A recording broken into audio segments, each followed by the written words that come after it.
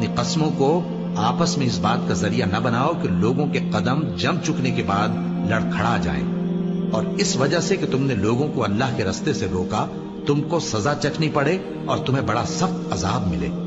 اور اللہ سے جو تم نے عہد کیا ہے اس کو مت بیچو اور اس کے بدلے تھوڑی سی قیمت نہ لو، کیونکہ ایفائے عہد کا جو صلہ اللہ کے ہاں مقرر ہے وہ اگر سمجھو تو تمہارے لیے بہتر ہے۔ جو کچھ تمہارے پاس ہے وہ ختم ہو جاتا ہے، اور جو اللہ کے پاس ہے وہ باقی ہے کہ کبھی ختم نہیں ہوگا۔ اور جن لوگوں نے صبر کیا ہم ان کو ان کے اعمال کا بہت اچھا بدلہ دیں گے۔ جو شخص نیک اعمال کرے گا، مرد ہو یا عورت، اور وہ مومن بھی ہوگا، تو ہم اس کو دنیا میں پاک زندگی بسر کروائیں گے اور آخرت میں ان کے اعمال کا نہایت اچھا صلہ دیں گے۔ سو جب تم قرآن پڑھنے لگو تو شیطان مردود سے اللہ کی پناہ مانگ لیا کرو۔ حقیقت یہ ہے کہ جو مومن ہیں اور اپنے پروردگار پر بھروسہ رکھتے ہیں ان پر اس کا کچھ زور نہیں چلتا۔ اس کا زور انہی لوگوں پر چلتا ہے جو اس کو رفیق بناتے ہیں اور اس کے وسوسے کے سبب اللہ کے ساتھ شریک مقرر کرتے ہیں۔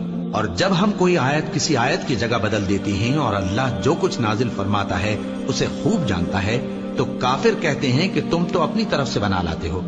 حقیقت یہ ہے کہ ان میں اکثر نادان ہیں۔ کہہ دو کہ اس کو روح القدس تمہارے پروردگار کی طرف سے سچائی کے ساتھ لے کر نازل ہوئے ہیں، تاکہ یہ قرآن مومنوں کو ثابت قدم رکھے، اور حکم ماننے والوں کے لیے تو یہ ہدایت اور بشارت ہے۔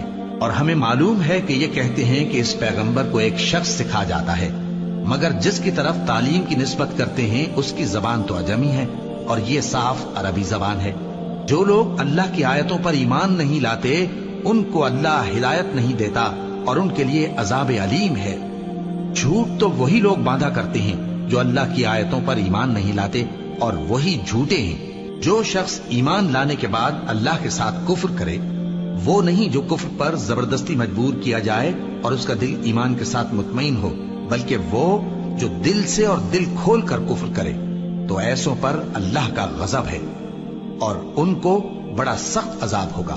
یہ اس لیے کہ انہوں نے دنیا کی زندگی کو آخرت کے مقابلے میں عزیز تر رکھا، اور اس لیے کہ اللہ کافر لوگوں کو ہدایت نہیں دیتا۔ یہی لوگ ہیں جن کے دلوں پر اور کانوں پر اور آنکھوں پر اللہ نے مہر لگا رکھی ہے، اور یہی غفلت میں پڑے ہوئے ہیں۔ کچھ شک نہیں کہ آخرت میں یہی لوگ خسارہ پانے والے ہوں گے۔ پھر جن لوگوں نے ایذائیں اٹھانے کے بعد ترک وطن کیا، پھر جہاد کیا اور ثابت قدم رہے، تمہارا پروردگار ان کو بے شک ان آزمائشوں کے بعد بخشنے والا ہے، رحمت کرنے والا ہے۔ جس دن ہر شخص اپنی طرف سے جھگڑا کرنے آئے گا اور ہر شخص کو اس کے اعمال کا پورا پورا بدلہ دیا جائے گا اور کسی کا نقصان نہیں کیا جائے گا۔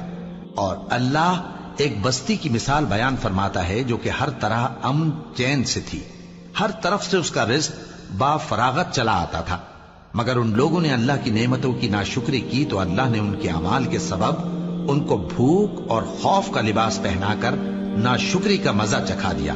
اور ان کے پاس انہی میں سے ایک پیغمبر آیا تو انہوں نے اس کو جھٹلایا، سو ان کو عذاب نے آ پکڑا اور وہ ظالم تھے۔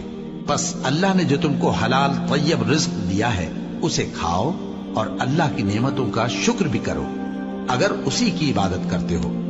اس نے تم پر مردار اور لہو اور سور کا گوشت حرام کر دیا ہے، اور جس چیز پر اللہ کے سوا کسی اور کا نام پکارا جائے اس کو بھی۔ ہاں اگر کوئی ناچار ہو جائے تو بشرطے کہ گناہ کرنے والا نہ ہو اور نہ حد سے نکلنے والا، تو اللہ بخشنے والا ہے، مہربان ہے۔ اور یوں ہی جھوٹ جو تمہاری زبان پر آ جائے مت کہہ دیا کرو کہ یہ حلال ہے اور یہ حرام ہے، تاکہ اللہ پر جھوٹ باندھنے لگو۔ جو لوگ اللہ پر جھوٹ باندھتے ہیں ان کا بھلا نہیں ہوگا۔ جھوٹ کا فائدہ تو تھوڑا سا ہے، مگر اس کے بدلے ان کو عذاب علیم بہت ہوگا۔ اور جو چیزیں ہم تم سے پہلے بیان کر چکے ہیں وہ ہم نے یہودیوں پر حرام کر دی تھی، اور ہم نے ان پر کچھ ظلم نہیں کیا بلکہ وہی اپنے آپ پر ظلم کرتے تھے۔ پھر جن لوگوں نے نادانی سے غلط کام کر لیا پھر اس کے بعد توبہ کی اور نیکوکار ہو گئے تو تمہارا پروردگار ان کو توبہ کرنے اور نیکوکار ہو جانے کے بعد بخشنے والا ہے، رحمت کرنے والا ہے۔ بے شک ابراہیم لوگوں کے امام اور اللہ کے فرما بردار تھے جو ایک طرف کے ہو رہے تھے اور مشرکوں میں سے نہ تھے۔ اس کی نعمتوں کے شکر گزار تھے۔ اللہ نے ان کو برگزیدہ کیا تھا اور اپنی سیدھی راہ پر چلایا تھا۔ اور ہم نے ان کو دنیا میں بھی خوبی دی تھی اور وہ آخرت میں بھی نیک لوگوں میں ہوں گے۔ پھر اے نبی، ہم نے تمہاری طرف وہی بھیجی کہ دین ابراہیم کی پیروی کرو جو ایک طرف کے ہو رہے تھے اور مشرکوں میں سے نہ تھے۔ ہفتے کا دن تو انہی لوگوں پر مقرر کیا گیا تھا جنہوں نے اس میں اختلاف کیا، اور تمہارا پروردگار قیامت کے دن ان میں ان باتوں کا فیصلہ کر دے گا جن میں وہ اختلاف کرتے تھے۔ اے پیغمبر، لوگوں کو حکمت اور نیک نصیحت سے اپنے پروردگار کے رستے کی طرف بلاؤ اور بہت اچھے طریق سے ان سے مناظرہ کرو۔